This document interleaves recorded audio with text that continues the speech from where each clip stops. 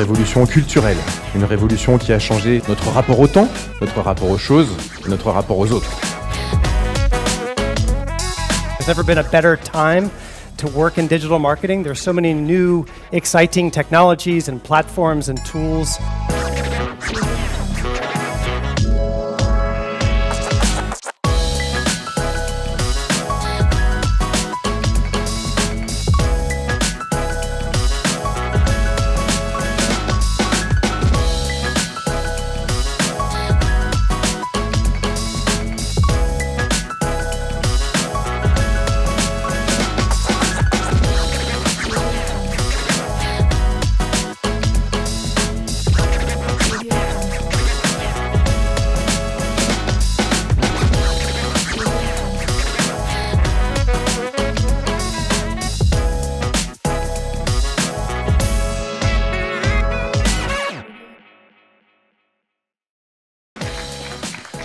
Merci Sonia, je suis ravie moi aussi de vous retrouver ici. La dernière fois qu'on a tricoté ensemble avec Sonia, on était sur un plateau à distance et c'est quand même nettement moins sympathique que de vous retrouver ce matin.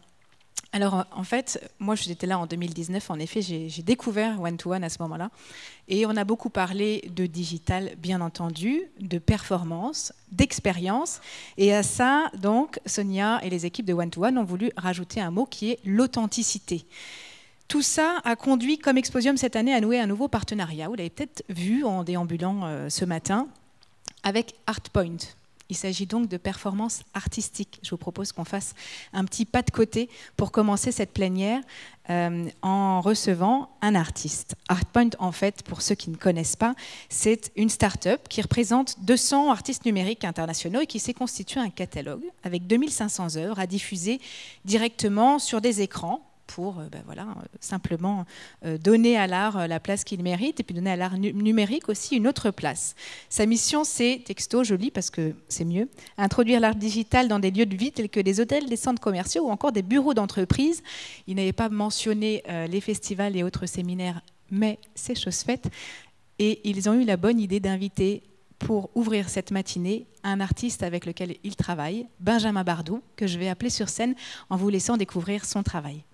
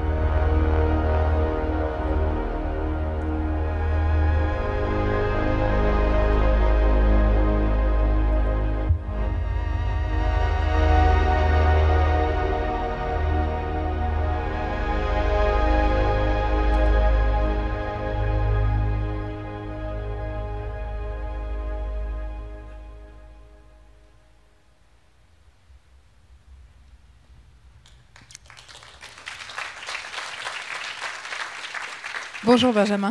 Bonjour. Merci d'être avec nous ce matin, déjà. Peut-être pour commencer, je peux vous demander de nous raconter un petit peu, de recontextualiser un peu l'œuvre qu'on vient de découvrir. Eh bien, en fait, il s'agit de séquences tournées à Tokyo, sur lesquelles j'ai travaillé sur l'image, sur la matière et la texture.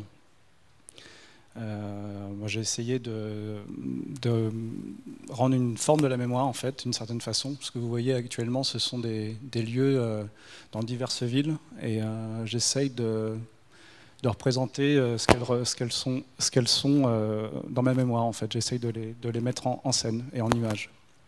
De traduire, on a découvert justement ce travail avec une bande-son qui est loin d'être anodine. Oui.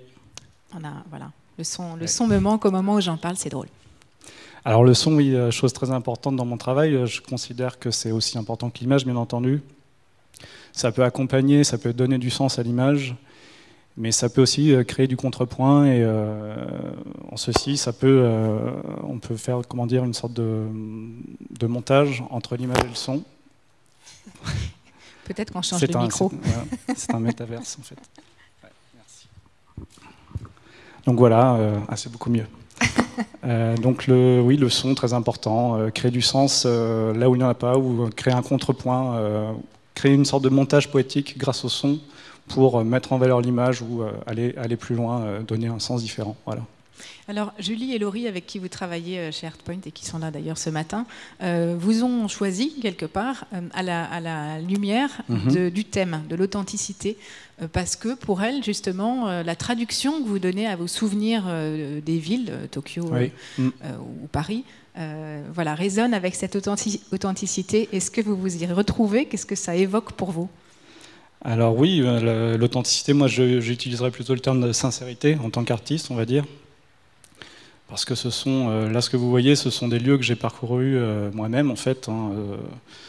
D'une certaine façon, c'est ma mémoire. Hein, donc c'est un peu mes photos de vacances que je vous montre. Et d'une certaine façon, je pense que ça peut toucher les gens parce qu'il y a une sorte de sincérité en tant qu'artiste. Voilà. Donc d'où une authenticité aussi dans l'œuvre d'art. Voilà. Comment est-ce que vous travaillez sur la base donc, de vos souvenirs? Est-ce que vous choisissez par exemple la bande-son d'abord et puis vous travaillez en musique ou est-ce que c'est l'inverse? C'est plutôt l'inverse. Généralement, c'est le son vient après. Mais ce que je fais, j'utilise un système assez simple. C'est un appareil photo avec un stabilisateur et je circule dans les rues, dans les villes. Et comme là, c'est un passage parisien par exemple. Et donc j'ai beaucoup de rushs comme ça et genre, une fois à la maison je retravaille ça comme c'est vraiment un travail à la limite d'écrivain, c'est un travail très personnel. Là je travaille énormément sur la matière, sur la texture et j'essaye de rendre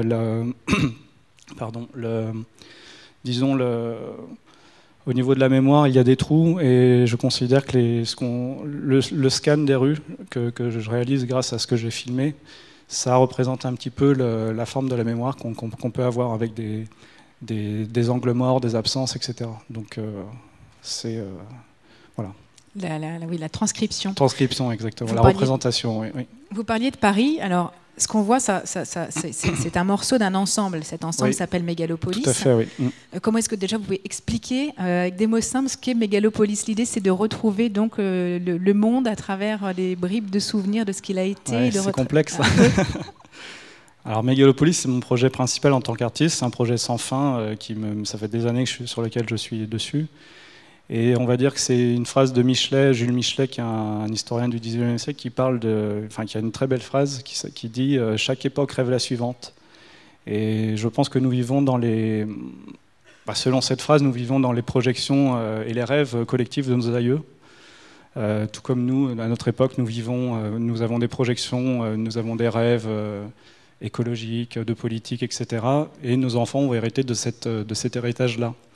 Et donc Mégalopolis, c'est une sorte de triptyque sur la mémoire, le rêve et la ville. Et donc tout ça, j'essaye de compulser tous ces thèmes-là pour produire quelque chose dont je ne sais même pas ce que c'est moi-même, parce que voilà, c'est un travail de recherche. Et en fait, ces formats-là que vous voyez, c'en est le résultat. Mais c'est quelque chose qui est sans fin, comme un travail d'un écrivain sur son... Un écrivain, en fait, va réécrire d'une certaine façon toujours la même œuvre, toujours le même livre. Eh bien, c'est ce que je fais avec Mégalopolis. Voilà, c'est un peu vous autoflagellez. On va dire non. Ça. À part ça, vous travaillez aussi avec des travails de commande. Oui. Ça, c'est un travail qui est donc très libre, oui, par définition. Comment est-ce que ça change votre façon de travailler? Qu'est-ce qui est le plus compliqué pour vous et comment est-ce que vous travaillez typiquement avec un brief, avec des contraintes? Ah oui. Alors ça c'est vraiment mon travail personnel. Sinon, je travaille dans l'industrie cinématographique, dans les effets spéciaux. dans la publicité et le long métrage. Donc là, c'est assez simple, parce que nous sommes drivés, nous avons des clients, donc il y a une liberté artistique, mais on répond toujours à un client, donc c'est assez simple au final. Sinon, ce qu'il y a de plus compliqué, là, c'est vraiment d'avoir je crois que c'est Michel-Ange qui disait l'art de contrainte et meurt de liberté. Moi, ma contrainte, c'est ma liberté en tant qu'artiste, personnellement. Donc il faut que j'essaye moi-même de me contraindre à avoir un cadre, etc. Donc c'est extrêmement difficile pour ne pas partir dans quelque chose sans fin et qui n'aboutit pas en fait. Je vais me repasser cette phrase plusieurs fois pour être sûr de n'en avoir perdu aucune. Par rapport en tout cas juste aux contraintes, au monde de l'entreprise par exemple et à l'authenticité, à quel point est-ce que vous arrivez à rester dans une démarche authentique justement quand elle est non pas contrainte mais en tout cas guidée par les mots-clés ou des intentions qui ne sont pas les vôtres? D'avoir une authenticité dans un système de, justement vous dites, de prestataire de service, vous dites ou Quand vous avez, parce que je crois qu'avec Artpoint par exemple, vous pouvez, on vous aurait passé une commande sur le thème de l'authenticité, vous y auriez travaillé, alors c'est un peu différent parce que c'était le thème. Mais... En fait, l'authenticité, c'est extrêmement complexe. Moi, je parlerais vraiment de sincérité plutôt, parce que c'est un terme qui pose problème en tant qu'artiste, l'authenticité, parce qu'on peut être un acteur par exemple. Est-ce qu'il est authentique lorsqu'il joue quelque chose? Mais on éprouve aussi des émotions. Est-ce qu'il est sincère aussi? Je ne sais pas, vu qu'il joue quelque chose. C'est extrêmement complexe. Mais en tout cas, on est sensible à son jeu. Et une œuvre d'art, on peut être sensible même si elle n'est pas authentique vraiment. Donc c'est assez... Ça, on va faire un discours philosophique, je pense. Oui, on va durer des heures. Non, mais en tout cas, c'est intéressant parce que finalement, si je comprends bien, pour vous, la sincérité a ça en plus par rapport à l'authenticité, si qu'elle ça fait touche appel les gens, aux émotions.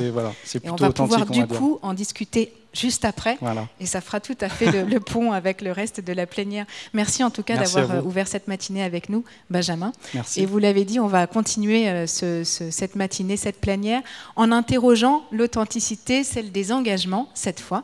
Et je vais donc appeler à votre place, quelque part, Coralie Dubost, qui est députée de l'Hérault, rapporteure de la loi Pacte, et Romain Roy, fondateur de Greenwheels.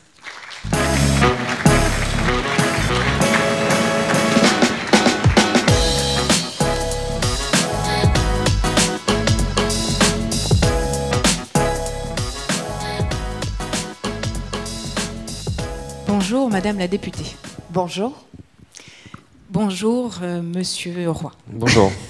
Tout simplement.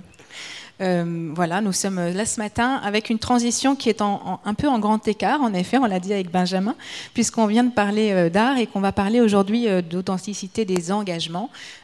Pour recontextualiser un tout petit peu, puis après peut-être que je vous demanderai ce que ça vous a évoqué. Coralie, ou je vous appelle Madame la députée si vous préférez. Coralie, ça peut aller aussi, voilà, très bien. Vous êtes donc députée de l'Hérault et vous avez été rapporteur de la loi Pacte, je l'ai dit quand je vous ai appelé sur scène, en 2019. Concrètement, il y a plusieurs volets dans la loi Pacte et vous avez été, vous, rapporteur de celui qui concerne la RSE. Est-ce que vous pouvez nous rappeler, grosso modo, en quoi consistait votre mission ? Oui, d'ailleurs, d'entendre 2019, ça sonne à mes oreilles comme il y a un temps long dans la loi qui est un tout petit peu plus long que la vie des entreprises. Mais en réalité, on avait commencé à travailler sur ce texte en 2017. Et avec Bercy, on avait monté des grands ateliers de concertation sur plusieurs territoires. Je ne sais pas, peut-être que certains d'entre vous ont pu en faire partie. Et on avait remonté les pratiques RSE qui avaient déjà été mises en œuvre et qui fonctionnaient. Celles qui ne fonctionnaient pas, là où il fallait aller un petit peu plus loin en termes aussi de partage de la valeur créée, participation, intéressement, actionnariat salarial, etc. Et cette construction, elle s'est faite sur quasiment une année.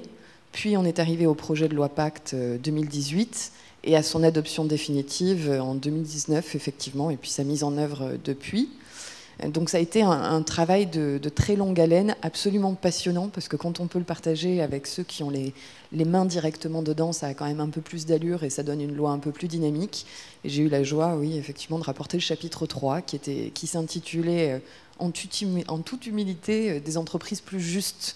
Donc c'était un peu ambitieux de la part des pouvoirs publics que de poser ce titre-là, mais ça avait été construit avec les entreprises et donc je pense que ça faisait pas mal de sens à cette période.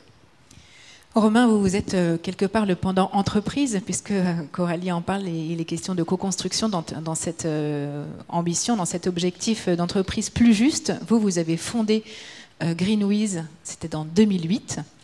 Aujourd'hui, Greenwiz est devenu la place de marché des produits responsables, alors qu'hier c'était encore un supermarché des produits bio, donc un sacré parcours qui a été sans doute guidé un peu par cette démarche quelque part dont Coralie vient de faire mention. Oui, absolument. Donc effectivement, on a eu un certain nombre d'étapes importantes dans notre histoire, de virages, mais le plus récent, c'est le fait d'être devenu une entreprise à mission. Et ça, c'est une démarche qui est extrêmement structurante. Pour rappel, hein, juste brièvement, pour ceux qui ne sont pas familiers à la notion d'entreprise à mission, donc une entreprise à mission, c'est quoi? Ça veut dire d'abord redéfinir la raison d'être de son entreprise, y associer un certain nombre d'objectifs qui permettent d'atteindre cette raison d'être, en tout cas de s'en rapprocher, et d'inscrire tout ça dans les statuts de l'entreprise.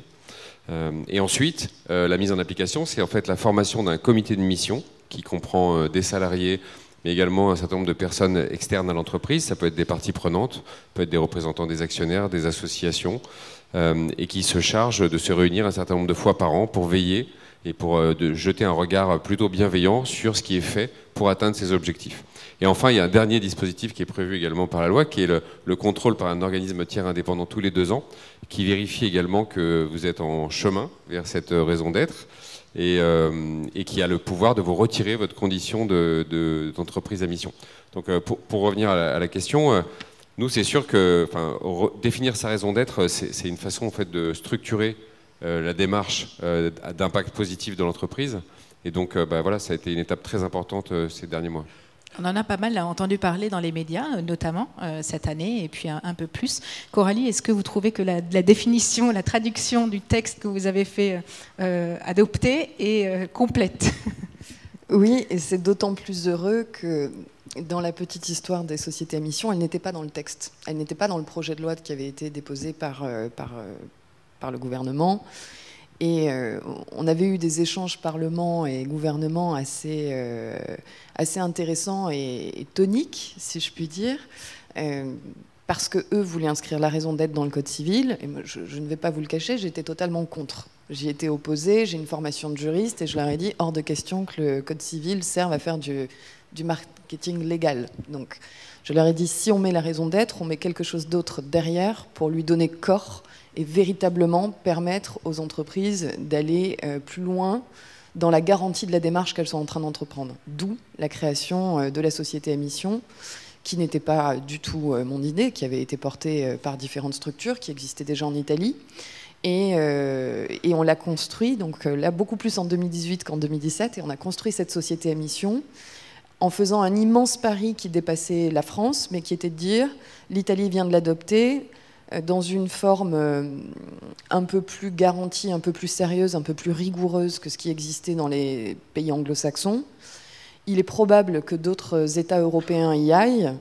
Ce sera peut-être le modèle d'entreprise en 2030 pour l'Europe. C'est peut-être l'avenir finalement d'un capitalisme à l'européenne, et on veut que la France elle soit précurseur là-dessus. Donc on y va tout de suite, et on lui donne une structure solide. Et quand j'entends aujourd'hui, à chaque fois que j'entends une entreprise, une société qui a basculé en société à mission, je suis très heureuse, et il y a beaucoup d'entreprises aujourd'hui qui ont fait cette bascule et qui le font très sérieusement, et ça se passe bien. Je crois que ça se passe plutôt très bien, que ça permet aussi parfois de se retrouver avec ses parties prenantes, avec ses salariés dans la redéfinition. J'ai participé à quelques-unes et à certains comités de mission, et donc de le voir vivre, oui, c'est très heureux. Par rapport à ce que vous dites, entre la raison d'être et la société à mission, il y a donc presque 2 feuilles de route qui se rejoignent, qui se complètent.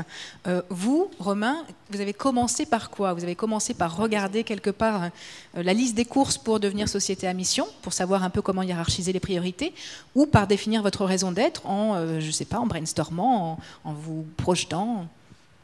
Alors d'abord, nous on est une société, donc vous l'avez dit tout à l'heure, hein, à la base on était un supermarché de produits bio en ligne, et on est devenu une place de marché de la consommation responsable. Donc on va dire que dans notre ADN, on était nativement RSE en une certaine façon, et on a multiplié les initiatives depuis 2008 pour essayer de limiter l'impact de notre activité, d'avoir un impact sociétal positif, plein de choses, mais Mais ce qu'on a trouvé dans le statut de société à mission et dans cette démarche autour de la raison d'être, et je vais revenir à votre question après, c'est encore une fois, c'est cette faculté à structurer tous nos efforts et à leur donner corps.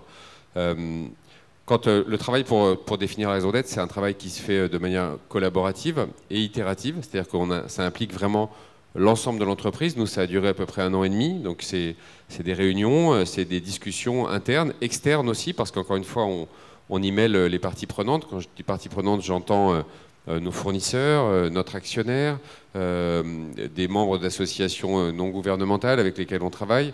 Il peut y avoir des chercheurs également qui participent à ces travaux. Donc vous voyez, tout ça, c'est très intéressant parce que ça nous oblige à nous questionner en fait sur quel est le rôle aujourd'hui de nos entreprises dans la société. Vous savez qu'il y a des attentes qui sont extrêmement fortes dans la société, c'est-à-dire chez les citoyens, chez les consommateurs, chez les collaborateurs, autour du rôle de l'entreprise et de la façon dont l'entreprise, au travers de leviers sociétaux et environnementaux, peut avoir un impact positif.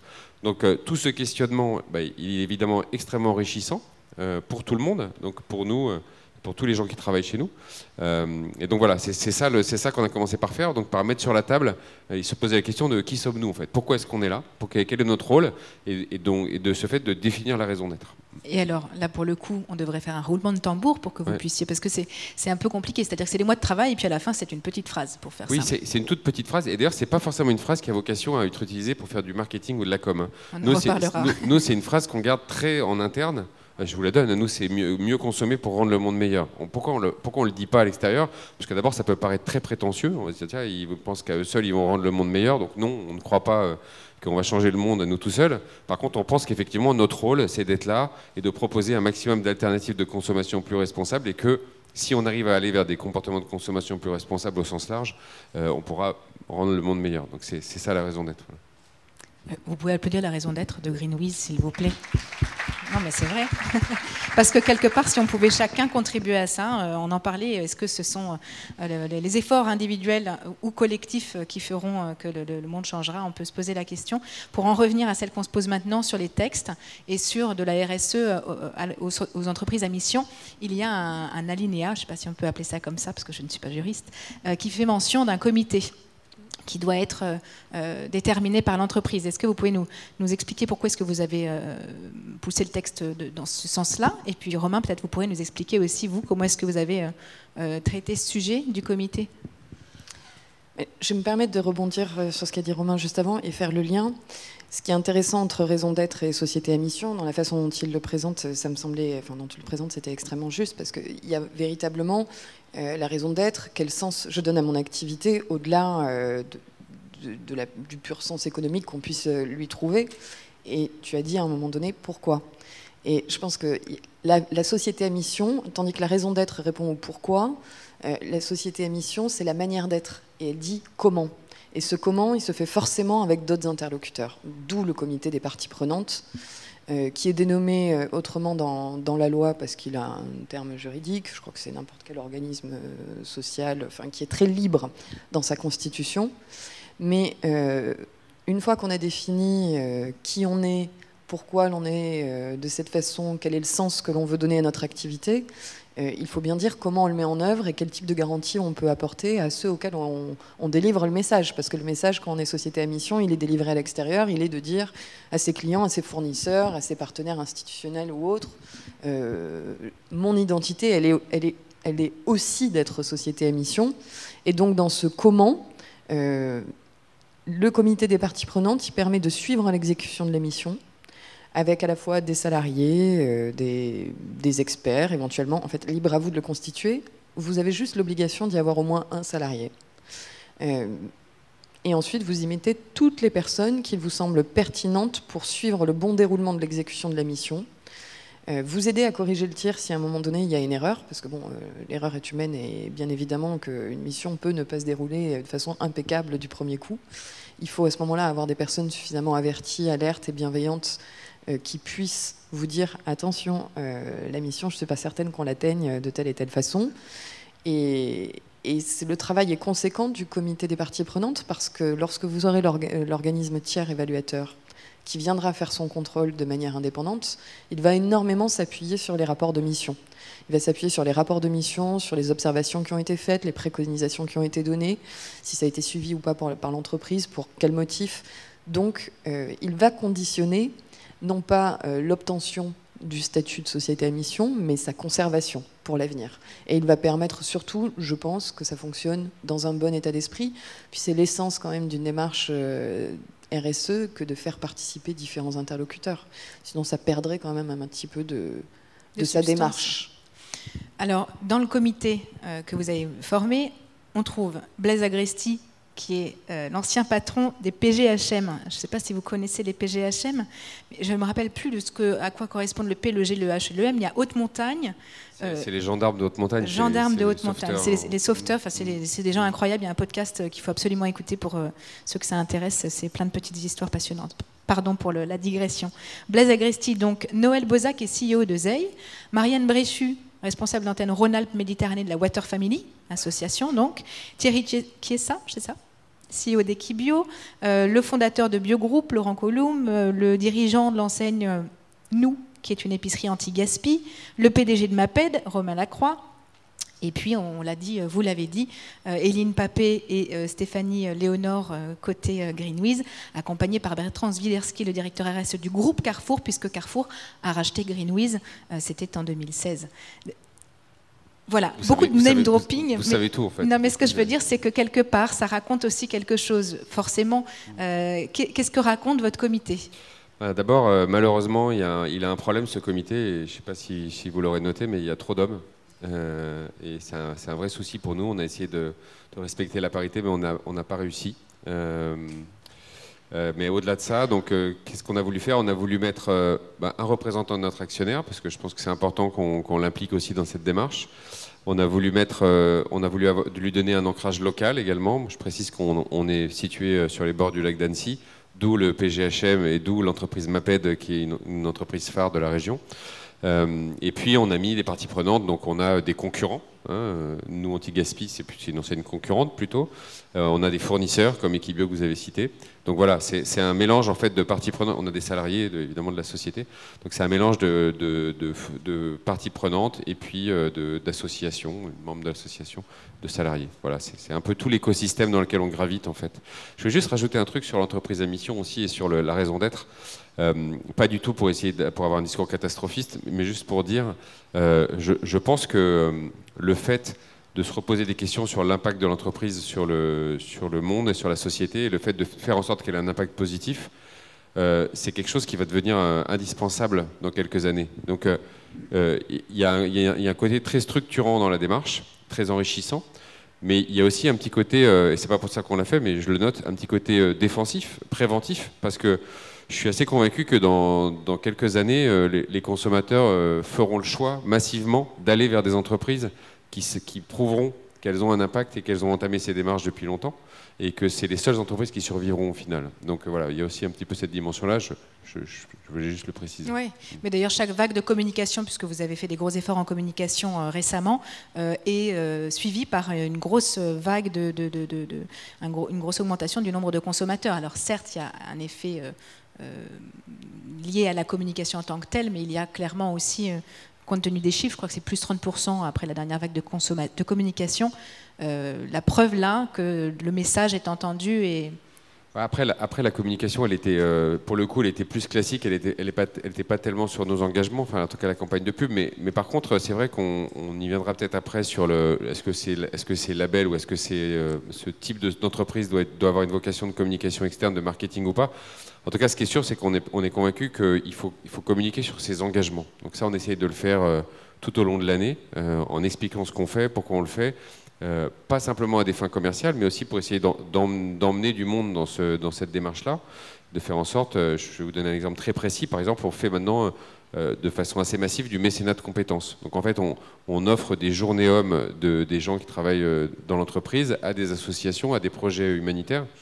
Et ça, on a commencé à le faire il y a quelques mois, et on a entraîné avec nous pas mal d'entreprises de la région maintenant, et on commence à avoir un nombre de jours hommes dépensés dans les assos et dans les projets humanitaires qui est très important. Donc voilà, il y a cette démarche d'entraînement aussi qui compte pour nous beaucoup. Alors vous parlez de journée homme, vous avez parlé aussi de parité ou de diversité, parce que c'est vrai qu'aujourd'hui, quand on parle RSE, la couleur verte est très très présente. Est-ce qu'elle l'est un peu aux dépens, alors c'est bien sûr l'urgence, mais il y a d'autres urgences. Est-ce que cette monomanie ou cette urgence climatique prend trop de place par rapport aux autres engagements, par exemple, de votre point de vue, Coralie ? C'est une question à laquelle il est extrêmement difficile de répondre. Oui et non. C'est pas parce que je suis une politique que je vous dis oui et non, mais un petit peu quand même. Oui, ça prend énormément de place et il serait absolument néfaste que cela fasse oublier d'autres enjeux. Et en même temps, non, c'est quand même une bonne chose parce que l'urgence est absolue et qu'il faut réagir et qu'il faut sensibiliser, qu'on a mis trop de temps et que maintenant que c'est enclenché, il ne faut pas lâcher le morceau. Donc je suis obligée de vous répondre sur les deux, mais je peux faire le parallèle sur autre chose pour déculpabiliser les structures qui se sont concentrées sur l'environnement. Je me posais la question nous-mêmes quand en politique on met l'accent sur l'égalité femmes-hommes, est-ce qu'on porte préjudice aux autres discrits sur lesquels il faut travailler? Et pourtant il y a une véritable urgence à faire monter des femmes dans le milieu de l'entreprise, à les mettre dans les comités de rémunération, etc. On a une loi égalité économique là, qui va être votée dans l'automne. On a mis le paquet sur l'égalité femmes-hommes, mais en réalité, il y a d'autres critères discrets sur lesquels il faut bosser, où il y a urgence aussi.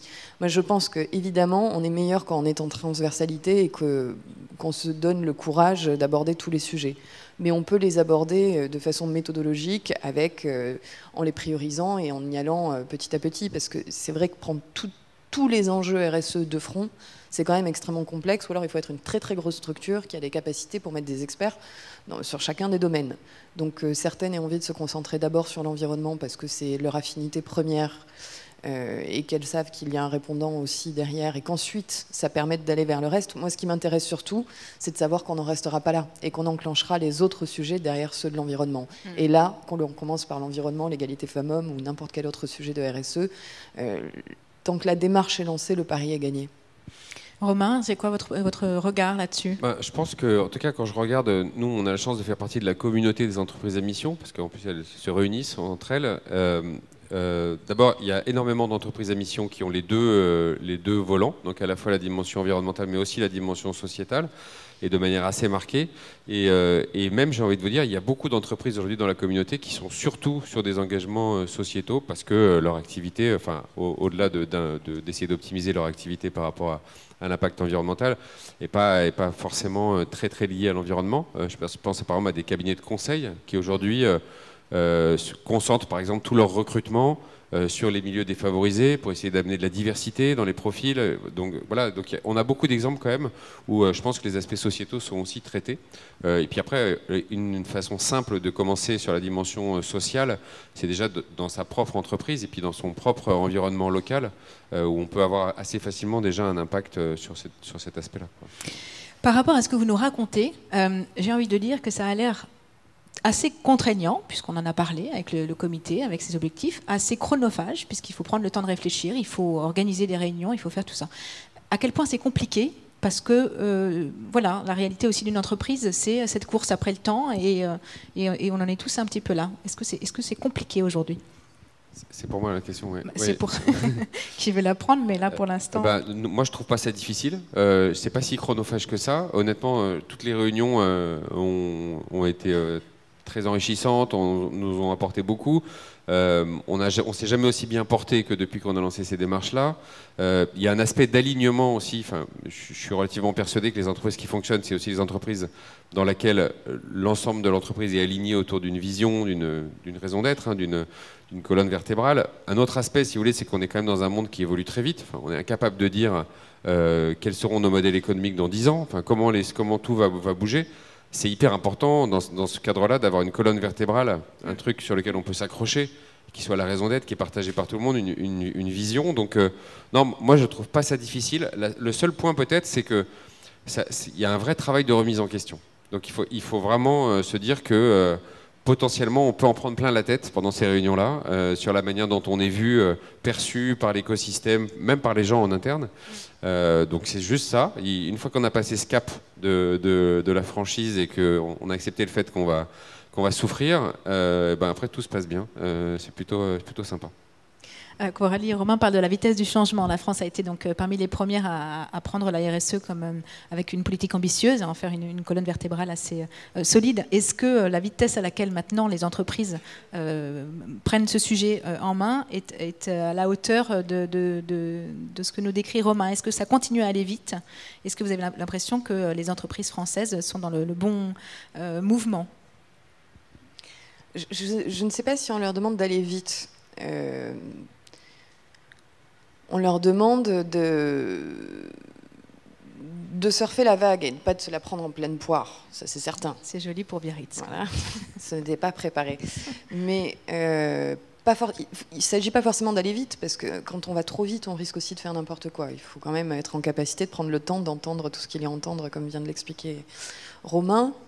Et puisque votre thématique aujourd'hui, c'était quand même l'authenticité, est-ce que c'est chronophage? Est-ce que c'est difficile? Est-ce qu'il faut aller vite? Enfin, tout ce qui est un peu quali dans la vie, ça prend du temps. Et c'est exigeant. L'exigence, ça prend un peu de temps. L'authenticité, c'est une forme d'exigence. L'authenticité d'une structure, c'est évidemment une exigence vis-à-vis de ses engagements, sa façon de les communiquer, de les mettre en œuvre et de les présenter. Donc oui, ça bouge. Moi, je trouve que ça bouge énormément. Et je pense, alors, je suis peut-être beaucoup trop chauvine et fière de la France, mais les boîtes françaises, elles sont bonnes en RSE. Enfin, il faut s'enorgueillir quand même de temps en temps quand on a des points positifs.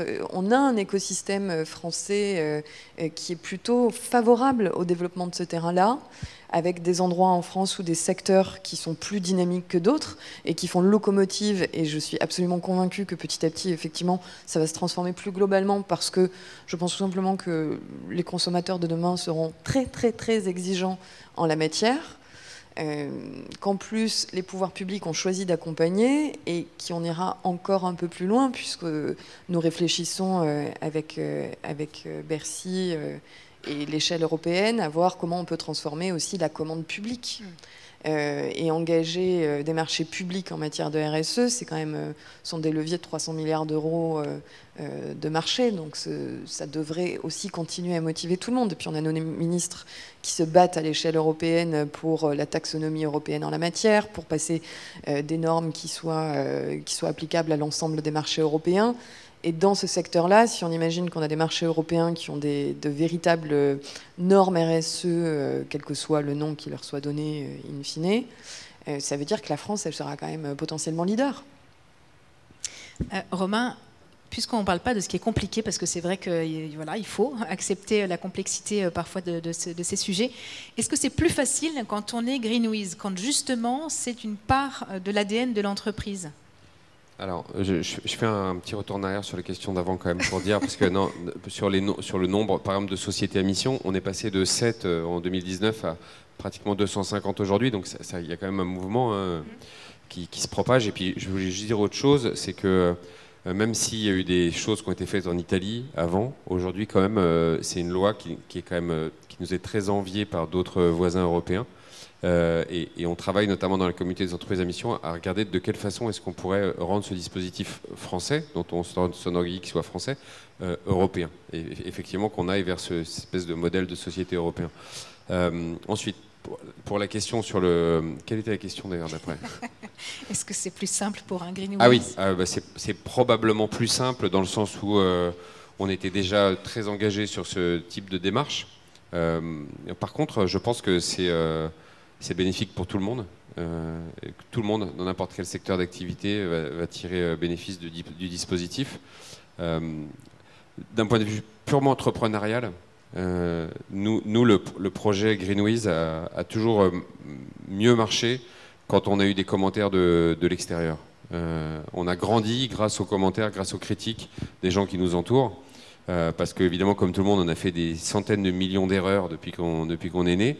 Et le comité de mission, c'est un organe qui est absolument génial pour ça, parce que c'est des gens qui sont quand même bienveillants, mais en même temps qui ont un regard externe qui est très important. Et donc, ils regardent évidemment tout ce qui concerne les objectifs, tout ce qui concerne la raison d'être, mais plus largement, enfin, du coup, on a des discussions globales sur la marge de l'entreprise, et c'est très, très enrichissant. Au global, vous êtes passé... Pardon, allez-y. J'allais vous demander si c'était une sorte de comité des sages qui accompagne finalement. Un peu, ouais, finalement, ouais. Ils ont les cheveux blancs? Non, Ils sont plutôt, non. Vous êtes parti de l'alimentaire, vous êtes ensuite devenu place de marché. Là aujourd'hui, enfin hier, dans le temps, vous vous êtes lancé sur les produits reconditionnés aussi. Est-ce qu'il est simple aujourd'hui d'identifier justement les bons partenaires ?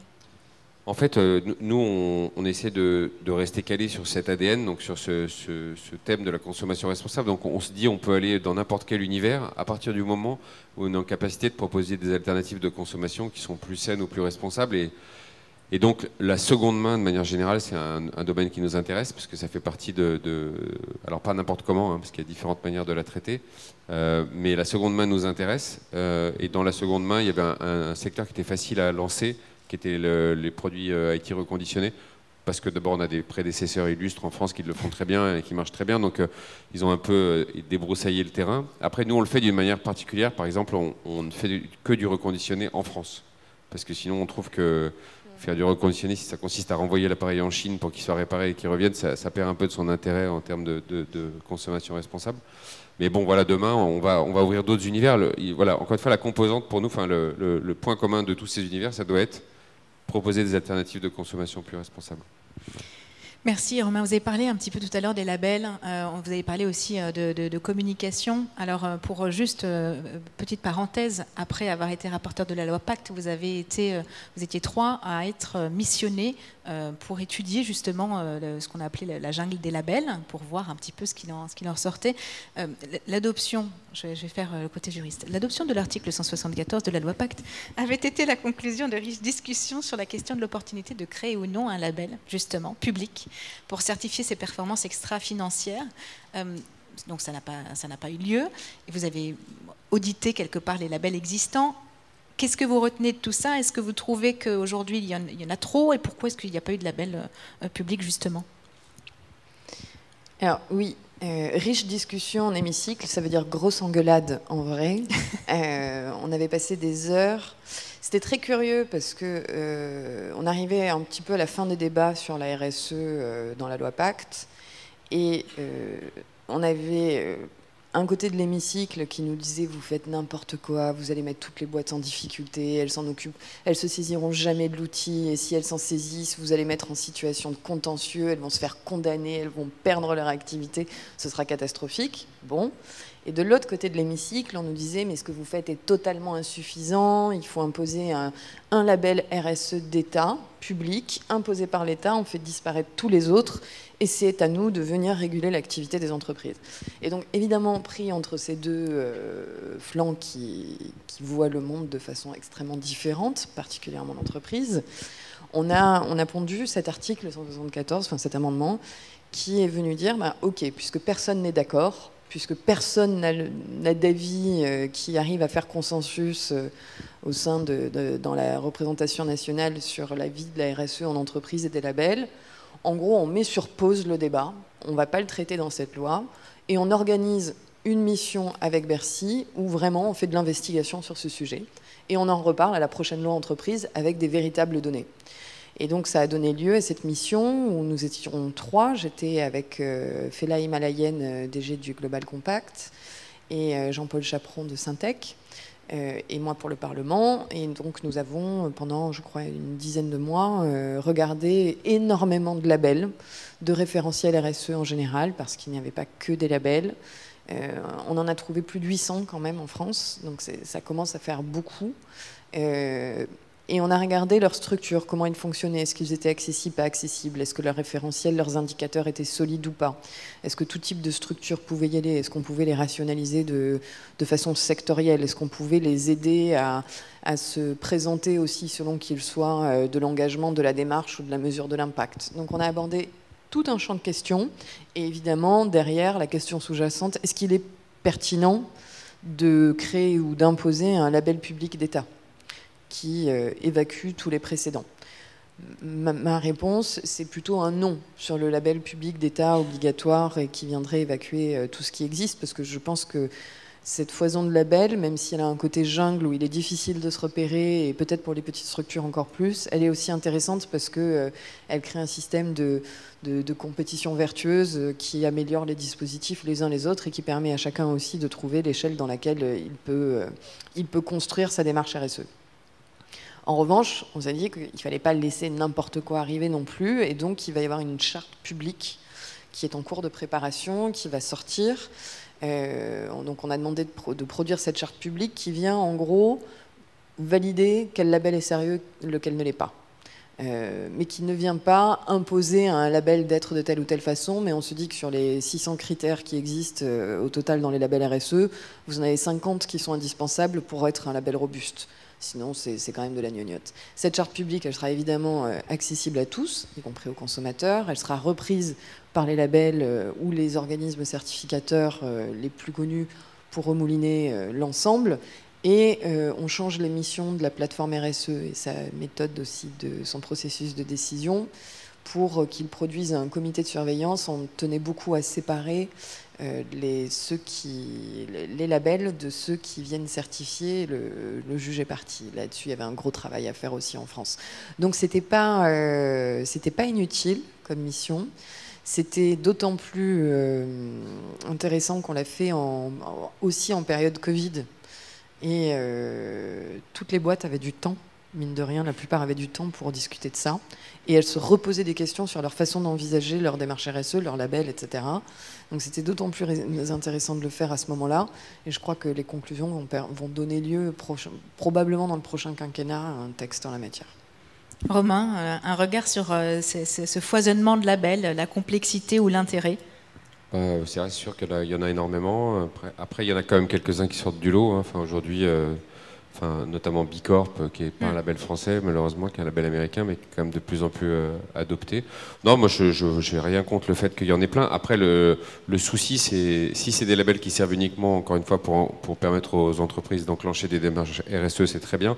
Après, le souci sur la labellisation, c'est la communication externe de ces labels, c'est-à-dire qu'on est dans un monde où le consommateur est complètement largué. Déjà, rien qu'avec les labels produits, c'est déjà difficile de s'y retrouver.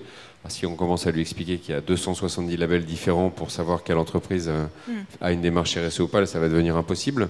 Donc voilà, c'est pour ça que nous, on pense que c'est plus intéressant pour les entreprises de communiquer vraiment sur les engagements concrets qui sont pris sur l'entreprise, plutôt que de se réfugier derrière un label et de dire je suis labellisé de telle ou telle façon. Du coup, il y a une méfiance sur ce sujet justement de la communication des engagements. Je voudrais votre avis là-dessus, Coralie. Et puis Romain, quelque part, qu'est-ce que ça a comme conséquence sur son plan de marketing, quand on veut être exemplaire d'un bout à l'autre de la chaîne? Coralie, peut-être sur la méfiance ou sur le risque on a parlé un temps de greenwashing, je ne sais pas si on doit mettre un nom là-dessus, mais... Le risque, il est évidemment immense, à la fois d'un point de vue business et puis d'un point de vue juridique. Pardon, j'ai un peu ma casquette juriste là aussi, mais c'était la raison pour laquelle je ne voulais pas, au départ, de la raison d'être dans le Code civil. Et on l'a un peu réécrit parce que si vous définissez une raison d'être très ambitieuse, très large, et que vous mettez rien en place, potentiellement aussi, on peut quand même venir vous chercher en responsabilité. C'est-à-dire, il faut réfléchir 2 minutes à la façon dont on va mettre en œuvre ce qu'on annonce. L'effet d'annonce ne suffira pas. Dans le monde de demain, d'ailleurs, on le sait tous, on a basculé dans une ère qui est beaucoup plus de la vérification que de l'information. Vous avez très peu de gens qui vont se satisfaire de simplement un tampon à un moment donné avec une affirmation. Il y aura des démarches de vérification par des tiers. Ces démarches de vérification par des tiers, non seulement elles peuvent vous faire perdre des clients si c'était du bullshit absolu, mais aussi elles peuvent vous emmener en justice. C'est la raison pour laquelle on a un peu modifié la définition de la raison d'être pour qu'elle soit moins dangereuse juridiquement, et c'est le cas, il n'y a pas d'obligation de résultat. Et je pense que la société à mission, même si elle peut apparaître dans les questions comme complexe, contraignante, chronophage, etc., en réalité, elle est beaucoup plus sécurisante parce que, il y a des guides, à votre raison d'être, vous adossez directement le processus que vous allez enclencher pour la mettre en œuvre, ce qui veut dire que vous ne pouvez pas être pris en défaut en disant mais vous avez annoncé quelque chose, mais en fait, vous faites rien du tout.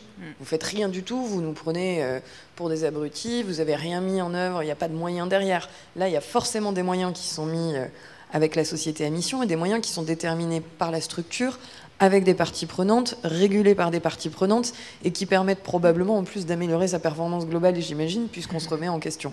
Donc je trouve que en termes d'authenticité, de défiance, le foisonnement des labels, etc., c'est vrai que la société à mission est une belle réponse parce qu'elle est structurante. Elle est structurante, elle apporte des garanties, elle protège juridiquement, elle délivre un message et elle permet aussi, enfin, vous pouvez réévaluer votre mission si vous avez envie 3 ans plus tard parce que vous avez accompli celle que vous aviez. Alors, mieux faire manger la planète entière, je ne sais pas si on y arrive en 3 ans, mais peut-être. Mais donc voilà, je pense que la société à mission répond plus de ce point de vue-là que le simple affichage d'une raison d'être ou le simple affichage d'un label d'engagement, et que c'est fini l'ère où, de la même façon que je pense que la politique spectacle est terminée, je pense que les messages... Si, je pense que c'est terminé, que c'est une ère qui ne fonctionnera plus sur... et tant mieux, il faut que les choses changent et évoluent. Et je pense que l'on sort de cela et que désormais, effectivement, l'authenticité, c'est un bon terme, même si pour les artistes, ils peuvent porter à confusion parce qu'eux, ils sont dans l'interprétation, donc c'est compliqué d'être authentique dans une... Mais on peut être authentique dans une interprétation. Donc je comprends son choix du terme sincérité. Mais là aussi, on peut l'appliquer pour les entreprises. Il faut être sincère dans la démarche RSE que l'on présente. Romain ? Sur le marketing, c'est ça? Sur le marketing. Par exemple, je ne sais pas, vous étudiez le bilan de vos vagues de communication, vous faites des choix. Non, mais oui, alors, sur le marketing, il faut évidemment essayer d'avoir un marketing qui soit aligné avec des messages commerciaux qui soient alignés avec sa raison d'être. Évidemment, si on fait n'importe quoi, ça ne passera pas. Après, nous, l'avantage qu'on a, c'est que comme dans notre raison d'être, dans nos objectifs de raison d'être, il y a le fait de démocratiser l'accès aux produits et aux modes de consommation plus responsables. Tout ce qu'on fait qui va dans le sens de la croissance de l'entreprise, finalement, ça veut dire qu'on a réussi à convaincre de plus en plus de gens d'adopter ces modes-là. Donc pour nous, c'est un peu facile, je m'en excuse, mais c'est un peu simple. Après, il y a quand même des choix difficiles. Je vais vous donner 2 exemples qui me viennent à l'esprit. Un premier qui ne me concerne pas, mais qui concerne la Camif, qui est une entreprise à mission qui est assez emblématique. Bon, typiquement, eux, ils font des choix forts. Pendant le Black Friday, ils ferment leur site. Donc c'est voilà, parce qu'ils estiment qu'il ne faut pas... moi, je vais vous donner un autre exemple qui me tient particulièrement à cœur, sur lequel on essaye de bouger, mais qui est compliqué parce qu'il faut parfois en fait aller à contre-courant d'une tendance. Alors, il y a une tendance, par exemple, marketing en ce moment qui me semble complètement folle, qui est la tendance de l'instantanéité. Donc maintenant, avant il fallait se faire livrer en 24 heures. Maintenant, il faut se faire livrer en 10 minutes. Quand on a oublié un kilo de pommes de terre, il faut pouvoir se le faire livrer en 10 minutes chez soi. Donc c'est complètement débile d'un point de vue environnemental, évidemment, hein, c'est le sens contraire de ce qu'on devrait faire. Donc nous, on travaille aujourd'hui sur des solutions de livraison très lentes, donc en prenant complètement le contre-pied, mais complètement décarboné. C'est quoi très lente? C'est pas 3 semaines. Ouais. Pour la pomme de terre aussi? Ouais. Ok. Mais par contre, c'est complètement décarboné. Donc pour l'instant, c'est pas encore ces choses qu'on n'a pas encore sorties, mais c'est le genre de choses sur lesquelles on travaille. Donc on va complètement à l'inverse finalement de la tendance actuelle, mais finalement ça sera aussi notre marketing parce que ça sera aligné avec notre raison d'être et avec les objectifs qu'on a définis dans notre raison d'être. Donc c'est intéressant en tout cas, ça ouvre des perspectives en marketing. L'adoption de la proposition en tout cas de cette livraison en slow delivery est intéressante. Ce sera peut-être un énorme fiasco commercial. Hein, on sera là pour le suivre. Il nous reste 5 petites minutes. Est-ce que vous avez dans la salle des questions pour Coralie Dubos, pour Romain Roy?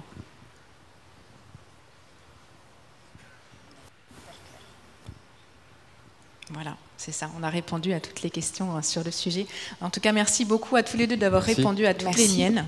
On va céder notre place sur scène à un habitué des lieux que vous connaissez peut-être. Merci.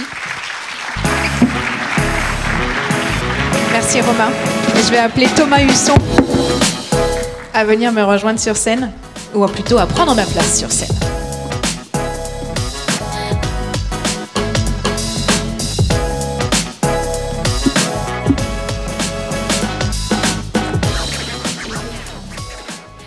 Bonjour à tous, merci Charlotte, merci Sonia, Héloïse et toute l'équipe du Comexposium de m'inviter à partager les tendances que Forrester observe sur le marché. Donc je suis doublement ravi d'être là parce que ça fait 18 mois que je n'ai pas été à une conférence, comme beaucoup d'entre vous j'imagine, et que Teams et autres c'est sympathique, mais au bout d'un moment on est des animaux sociaux et donc on a besoin de se voir, d'échanger, de parler. Et puis la deuxième raison, c'est que c'est mon événement préféré, donc je suis ravi de revenir. Alors, quand le comité éditorial a choisi le thème de l'authenticité, je me suis dit, faut que je fasse une petite introspection et que je livre quelque chose de moi-même. Parce que dans la notion d'authenticité, il y a l'aspect de sincérité, ça a été évoqué tout à l'heure, il y a l'aspect d'intégrité, de valeur, un certain nombre de mots-clés qu'on a déjà utilisés tout à l'heure. Et je vais partager avec vous un souvenir, parce que sur scène, là, on avait trois métiers différents. On avait une journaliste, une femme politique, et puis on a eu un artiste. Et moi, quand j'étais adolescent, à l'époque où on se pose des questions sur son avenir, je me disais, bah, tiens, j'aimerais bien être comédien. Alors, d'une certaine façon, c'est artiste. J'aimerais bien être journaliste et j'aimerais bien être homme politique. Bon, il se trouve que je suis devenu aucun des trois, mais à l'époque, j'étais absolument fasciné par la politique. Parce qu'il y a un homme politique qui m'inspirait énormément et que je trouvais justement fondamentalement authentique. Je ne sais pas si certains d'entre vous dans la salle reconnaissent cette personne. Est-ce que vous pourriez lever la main si vous reconnaissez ce visage? Ah, ça me fait plaisir. Quelques-uns d'entre vous, alors pour les plus jeunes d'entre vous, il a été nommé pour la première fois, c'est le plus jeune ambassadeur nommé par le général de Gaulle en 1963, en Mauritanie. Il a été député, ministre, il a été ministre de Giscard d'Estaing. Vous voyez, ça ne date pas d'hier. Alors il est mort il y a déjà 14 ans, je crois. Et cette personne, en fait, c'était Jean-François Degnaud, qui était un homme politique, député donc, mais qui était aussi, a eu plusieurs vies, a été navigateur, a été écrivain, un héros très discret, ça vous dit peut-être quelque chose. La mer est ronde, c'était aussi un navigateur, membre de l'Académie française. Bref, il avait écrit un bouquin qui s'appelait « Ce que je crois ». Où, en fait, non seulement il disait ce qu'il faisait, mais il joignait, si vous voulez, l'action à la parole. Pourquoi? Parce que c'était quelqu'un qui était fondamentalement démocrate et fondamentalement respectueux d'un certain nombre de valeurs, dont la démocratie. Il s'est battu, vous en souvenez peut-être, il y a une trentaine d'années, au moment de la guerre en Yougoslavie. Et avant ça, il avait été combattre, littéralement, passer des mois, faire des passages de frontières clandestins en Afghanistan pour aller combattre avec quelqu'un qui, à l'époque, n'était pas connu et qui s'appelait le commandant Massoud. Et donc, ce qui est intéressant dans cette démarche-là, c'est cette notion d'intégrité et de faire ce qu'on dit, de s'engager. Et il y a cette notion-là dans l'authenticité. Alors, si j'essaie de transposer ça à l'univers des marques, je vais partager avec vous un certain nombre d'exemples, puis on va essayer de voir celles qui sont peut-être authentiques dans leur démarche et celles qui le sont un petit peu moins. Alors, le premier exemple qui me vient en tête, j'ai échangé avec un certain nombre de mes collègues aux États-Unis, je dis, mais alors, quelles sont les marques qui ont des valeurs fortes et qui sont authentiques? Alors, on va parler de Mission Barbecue. Alors, ce n'est pas une société à mission, moi je ne les connaissais pas. C'est une chaîne de fast-food qui a un certain nombre de valeurs, un socle de valeurs assez prononcé, et qui sert notamment une audience principalement de militaires, de policiers, de patriotes.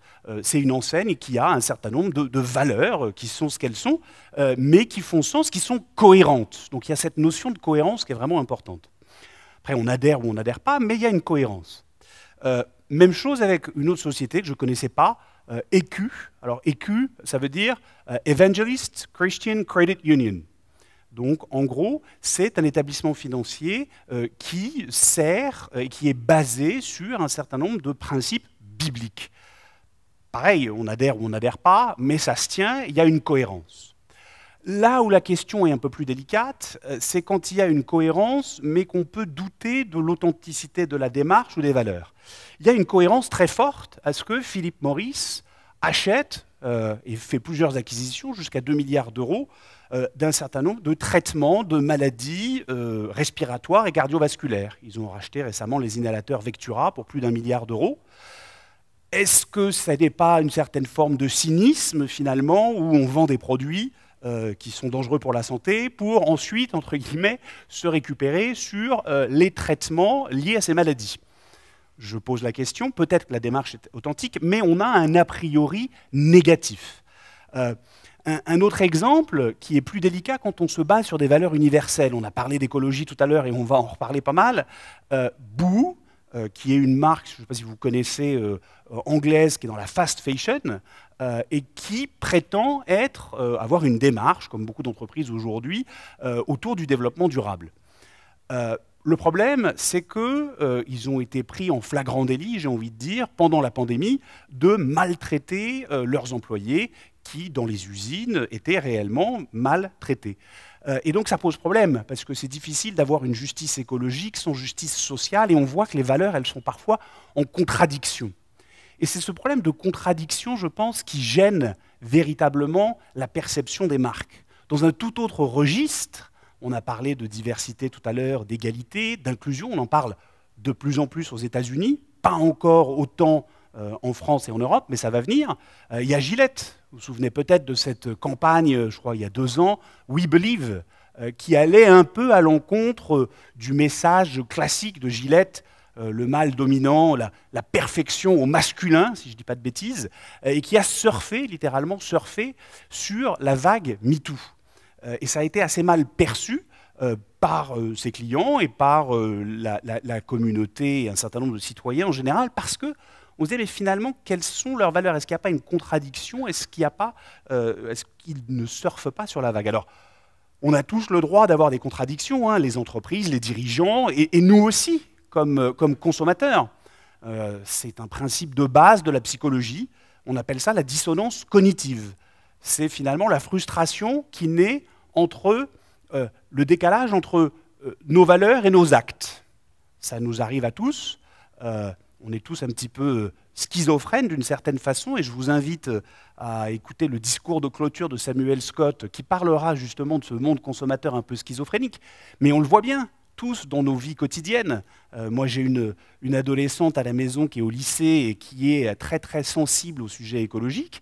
Quand elle a su, ça piquait un petit peu, mais que je prenais l'avion ce matin, alors à 7h20 c'était un petit peu tôt, mais c'est vrai que ce n'est pas forcément le choix le plus écologique. Donc on a parfois des contradictions, on va prendre la voiture alors qu'on ne devrait pas, bon, etc. On n'est pas parfait, on a tous le droit d'avoir nos contradictions, et je pense en tant que marketeur, c'est extrêmement important d'aider aussi le consommateur de bien comprendre son environnement psychologique, ses émotions, pour ne pas lui faire porter la charge. Parce que la charge, elle est collective. Elle est celle des pouvoirs publics, Madame la députée en a parlé tout à l'heure, mais c'est aussi évidemment celle des entreprises. Et il y a un certain nombre d'entreprises, pas que des start-up ou des entreprises à mission, mais aussi de très grandes entreprises qui s'engagent. L'Oréal, c'est intéressant comme approche. Ils le disent, et ils le disent même plutôt bien, puisque notre planète le vaut bien. Moins de 10 ans, on pourrait même dire moins de 3600 jours, si on voulait donner un petit peu un sentiment d'urgence. On va avoir la COP26 très prochainement. Ça va être absolument critique que les entreprises s'engagent et se transforment. Alors est-ce que c'est une démarche authentique, sincère? Il semble que oui, ça fait longtemps que L'Oréal innove aussi avec la R&D. Ils infusent beaucoup les équipes produits, les équipes R&D. Ils ont mis en place tout un système, une base de données qui s'appelle Product Impact Labeling. Alors pas encore pour toutes les marques, pour Garnier pour le moment, qui va justement mesurer l'impact d'un produit, de ses ingrédients, de son emballage sur l'écosystème autour, sur la biodiversité, sur la nature. Et ils vont rendre cette base de données disponible pour l'ensemble des marques, et ils vont surtout permettre à tout un chacun, à vous et à moi, à travers des QR codes augmentés, d'y accéder. Donc il y a cette notion de transparence qui est absolument critique pour donner des éléments de preuve au discours. Alors, est-ce que c'est totalement authentique ou pas comme démarche? J'ai envie de dire, les consommateurs jugeront. Mais on voit bien que la publicité devient de plus en plus responsable, et vous aurez demain une table ronde animée par Alex Jubien que je vous invite à écouter, justement sur cette notion de publicité responsable. Parce que la communication, vous le savez tous mieux que moi, en tant que marketeur, en tant qu'agence, c'est un moyen extrêmement puissant pour changer les comportements des individus. Et il n'y a pas de doute que plus les entreprises vont communiquer là-dessus, plus on va pouvoir aussi inciter les comportements à avoir, les consommateurs et les citoyens à avoir une démarche vertueuse. Par contre, ce sera plus difficile pour les entreprises justement de se différencier, de se distinguer, et la distinction, elle viendra évidemment par les faits et par l'action. Alors il y a tout un tas d'entreprises, je parlais de grandes entreprises tout à l'heure, mais il y a plein de start-up, de nouveaux acteurs. Alors je n'ai pas mis Greenwiz sur ce graphique, j'aurais pu le mettre parce qu'il y a beaucoup de sociétés qui innovent dans ce domaine-là, de nouveaux entrants, une nouvelle génération d'entrepreneurs. Et vous voyez pas mal de logos ici d'entreprises françaises et internationales qui sont peut-être familières, qui arrivent à percer et qui rencontrent plutôt du succès et qui vont justement venir aussi aiguillonner un certain nombre de grands groupes. Donc c'est vraiment important, mais je pense qu'il faut aussi avoir en tête que ces acteurs-là sont relativement nouveaux, sont naissants, n'ont pas l'historique des autres, n'ont pas la legacy des autres, et que finalement leur dette écologique, elle est moindre forcément que celle de grands groupes, d'acteurs historiques. Alors, on peut peut-être se moquer et dire « oui, mais Total, etc., ils sont toujours dans l'énergie fossile, dans le pétrole ». Ils ont une éthique, ils le disent, hein, notre engagement pour une conduite exemplaire. Ils s'engagent, ils investissent aussi dans d'autres types d'énergie. Alors on peut dire « oui, mais c'est simplement un rebranding, c'est du greenwashing, c'est leur logo, ils ont juste changé le logo, etc. » Non, il y a fondamentalement une transition. La même chose avec Engie. Aux États-Unis notamment, ils ont désinvesti massivement des industries fossiles pour aller dans le solaire et l'éolien. Sauf que ça prend du temps et qu'on ne part pas du même point de départ. Donc ils sont tout aussi authentiques, peut-être, dans leur démarche que de nouveaux entrants, de nouveaux acteurs. Sauf qu'on a, d'une certaine façon, un déficit peut-être de confiance au départ à cause de leur passé. Et ça va nous amener forcément, pour tous ces grands groupes, à ce débat qu'il y a eu il y a quelques mois, quand Emmanuel Faber a été évincé de la direction du groupe Danone. On peut raconter ce qu'on veut, je pense qu'il est difficile quand même de douter de la sincérité, de l'authenticité d'Emmanuel Faber en tant que dirigeant. En tout cas, ce n'est pas ce que ses équipes et les gens qui ont travaillé proches de lui diraient. Sauf que, et voilà, il se trouve que Danone était moins profitable qu'Unilever ou que Nestlé, mais était profitable quand même. Donc la question qui se pose, c'est quelle est la valorisation de l'entreprise? Comment on comptabilise finalement la valeur de ce qu'apporte une entreprise? Et c'est pour ça que cette notion des 3 P que vous connaissez probablement, People, Planet, Profit, va se développer, se généraliser. Vous parliez tout à l'heure de taxonomie européenne, de valeur comptable. On commence à avoir un certain nombre d'entreprises qui mettent en place une comptabilité TBL, Triple Bottom Line, Triple Accounting Capital, où on va justement valoriser financièrement un certain nombre d'assets différemment, où on va intégrer les externalités négatives dans le modèle économique, mais aussi, en parlant de double matérialité, des externalités positives sur l'environnement ou la biodiversité. Alors évidemment, ça va prendre du temps.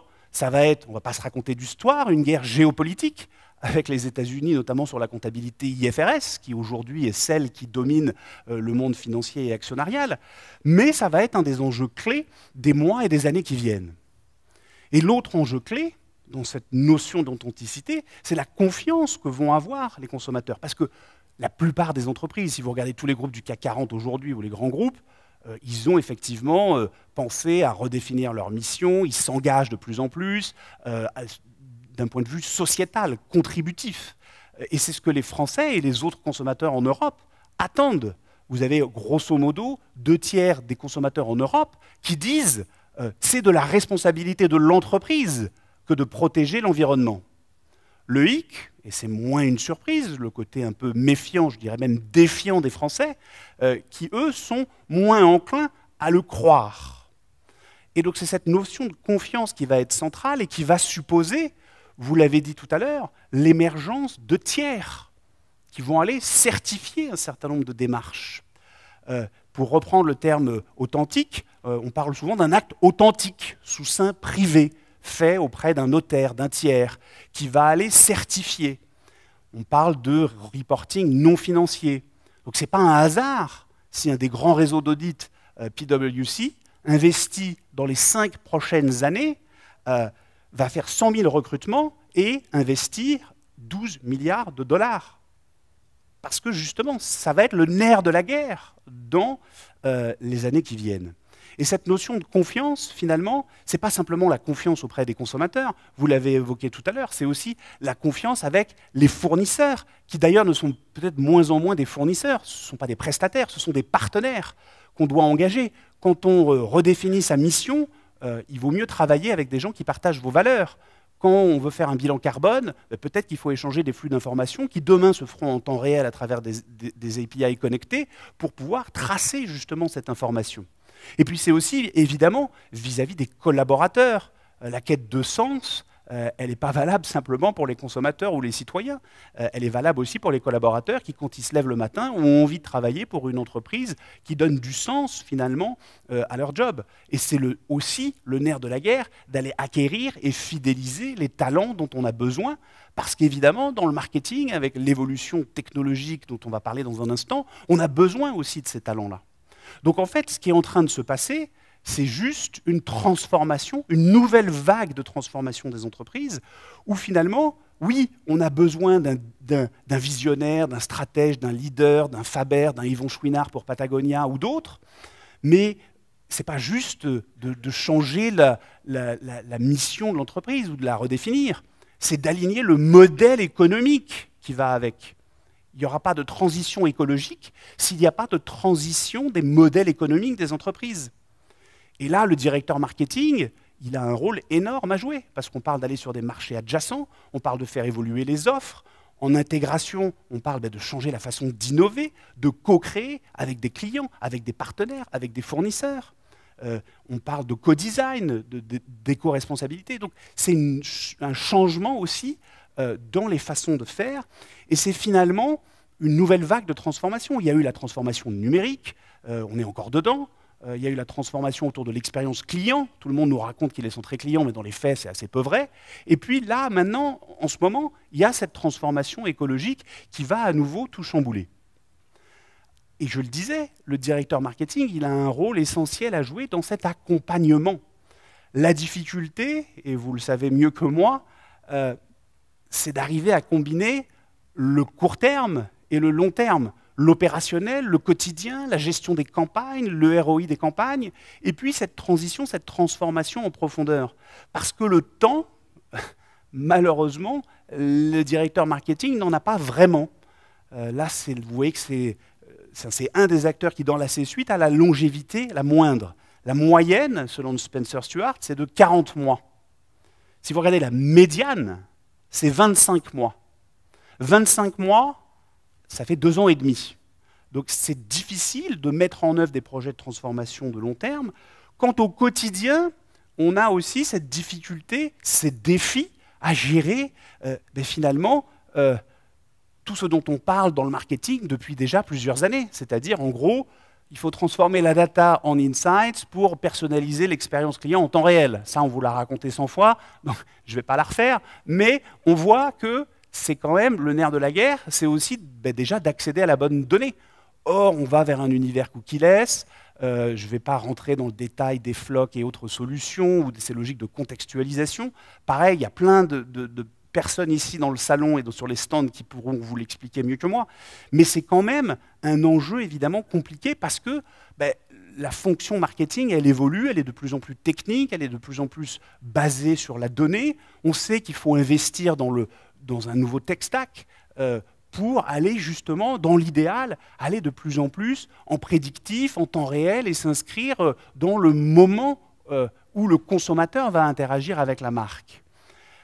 Alors vous allez me dire, voilà, il y a beaucoup de changements déjà dans la fonction, de plus en plus data-centrique, de plus en plus technologie-centrique.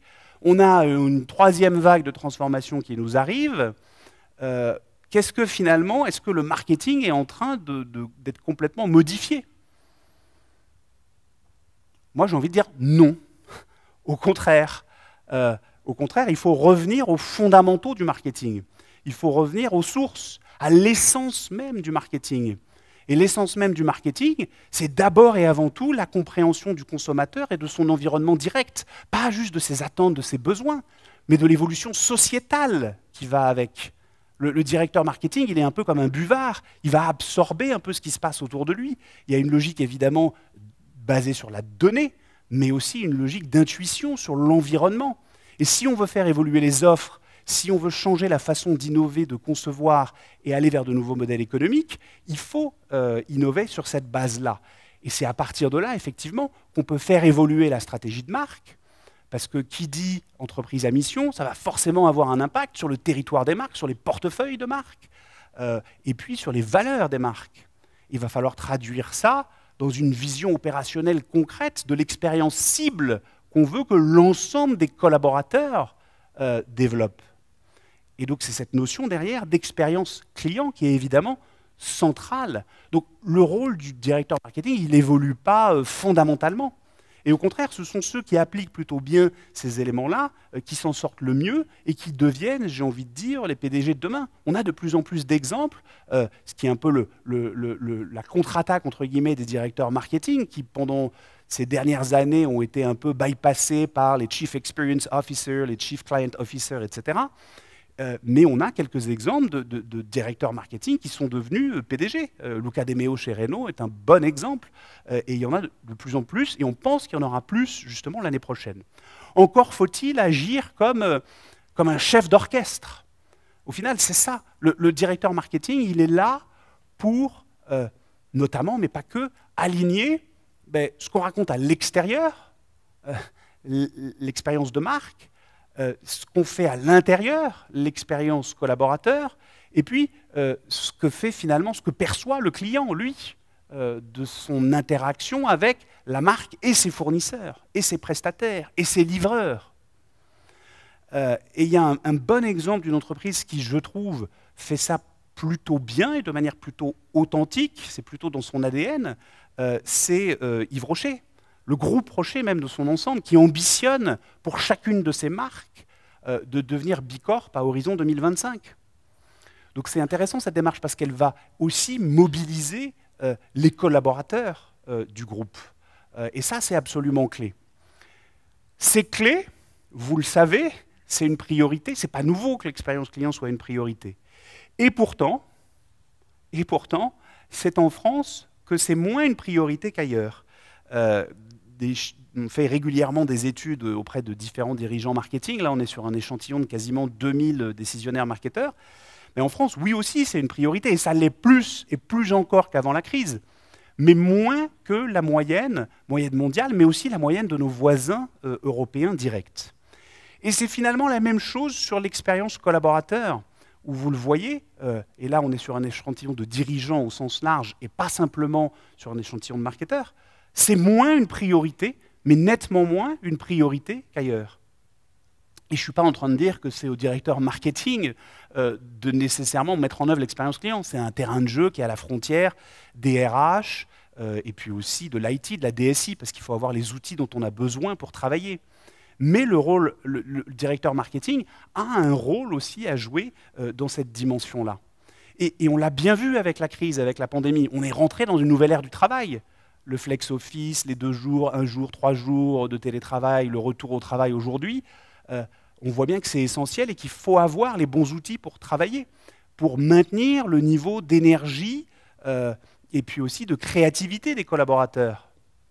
Alors on peut être créatif avec certains de ces outils. Je ne sais pas si vous vous souvenez pendant la pandémie de cette chorale que Jane Birkin avait organisée avec Radio France, la chorale de Radio France, où il y avait jusqu'à 700 participants amateurs, dont ma femme d'ailleurs, qui n'est pas sur cette photo-là, puisqu'elle ne m'aurait pas autorisé. Mais on a réussi à créer et à trouver de nouveaux moyens pour être créatif.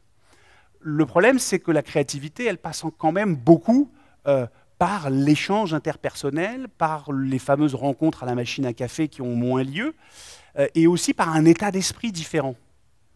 Et en France, on a parfois tendance à avoir un état d'esprit qui ne favorise pas cette culture, je ne vais pas dire de l'échec, mais de l'apprentissage.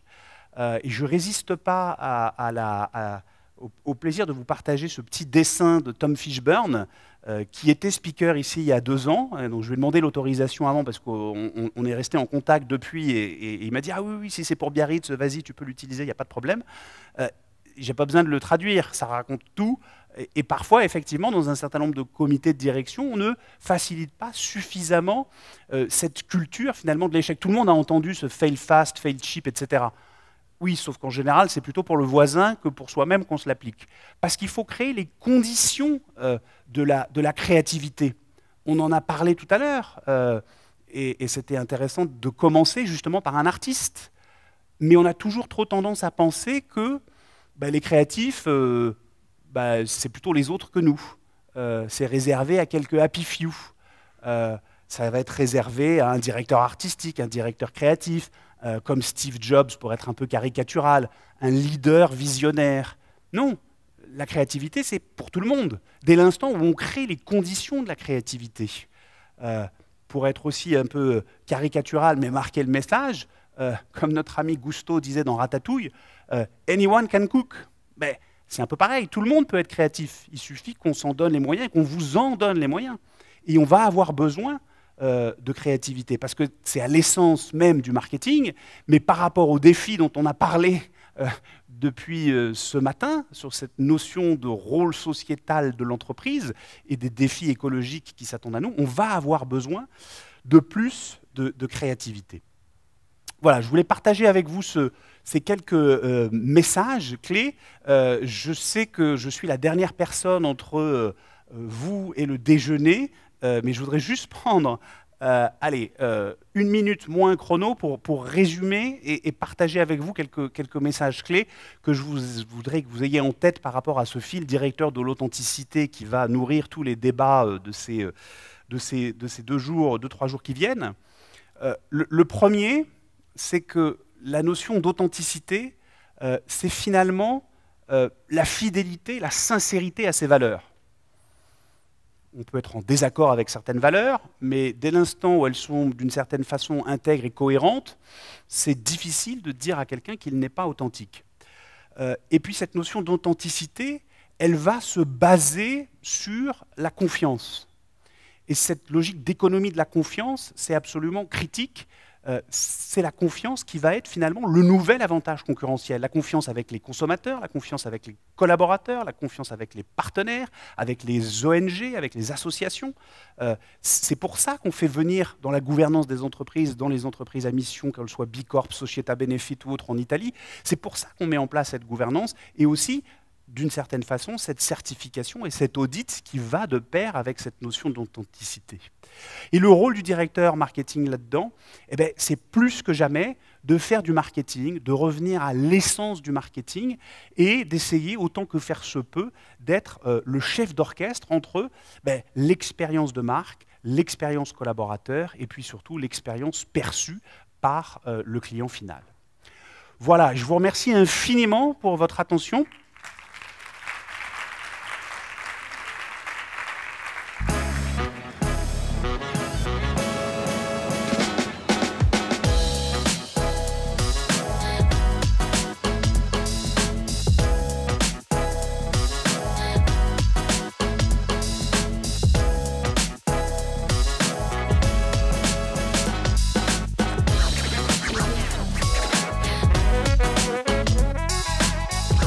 Une révolution culturelle, une révolution qui a changé notre rapport au temps, notre rapport aux choses, et notre rapport aux autres. There's never been a better time to work in digital marketing. There's so many new, exciting technologies and platforms and tools.